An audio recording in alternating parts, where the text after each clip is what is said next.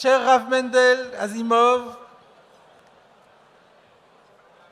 messieurs les rabbinim ici présents, monsieur le président du consistoire, monsieur le président du CRIF, monsieur le président du FSJU, monsieur le maire du 19e, et toutes les personnes que je n'ai pas pu apercevoir tant il y a de monde, mesdames et messieurs, chers amis, c'est toujours un très grand plaisir d'assister à cette soirée si conviviale et si chaleureuse. À plus forte raison, en ce soir où nous fêtons le 50e anniversaire de la réussite du mouvement Lubavitch qui a été impulsé par notre si regretté Moulay Azimov, Zichrono Livracha. Et c'est vrai que le fait de voir que maintenant ces enfants sont arrivés parfaitement à continuer son œuvre, c'est quelque chose qui est extrêmement réconfortant et qui est porteur pour l'avenir.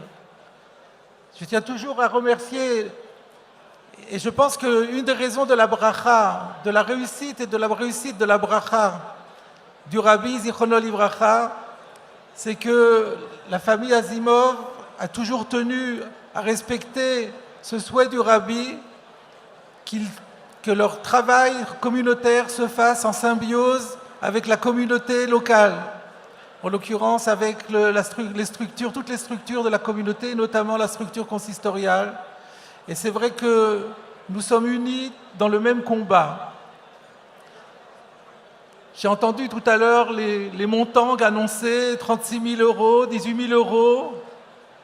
C'est assez exceptionnel. C'est vrai que nous sommes entre deux parachiotes qui sont placés sur le signe du don. Shabbat dernier, nous célébrions la parashat Shkalim. Et Shabbat qui vient, c'est la parashat Trouma, la parashat des dons.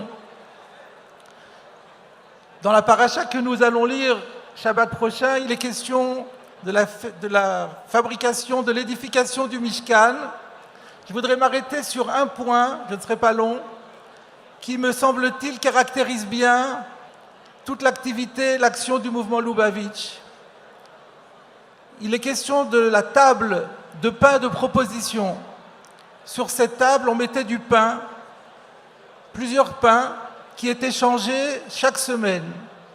Et il y avait un miracle que le pain était aussi chaud une semaine après, quand on l'enlevait, que lorsqu'on l'avait sorti du four et qu'on l'avait posé. Que siduro karsiluko. Dieu ne fait pas des miracles en vain. Pourquoi ce miracle qui se perpétuait d'année en année, que chaque semaine le pain restait aussi chaud? La leçon est, parce qu'il y avait une leçon à donner aux enfants d'Israël, leçon qui est toujours actuelle, c'est qu'on est capable souvent de s'enthousiasmer, mais que l'enthousiasme ne dure pas très longtemps.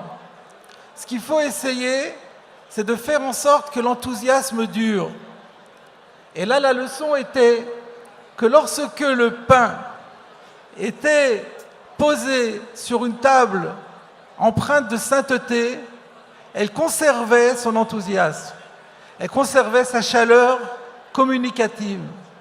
Et c'est, je crois, le secret des shluchim, c'était le secret du Rabbi, de savoir enflammer les foules et que les foules arrivent à leur tour à enflammer les foules parce qu'ils sont profondément adhérés, ils savent profondément adhérer à la Kedusha.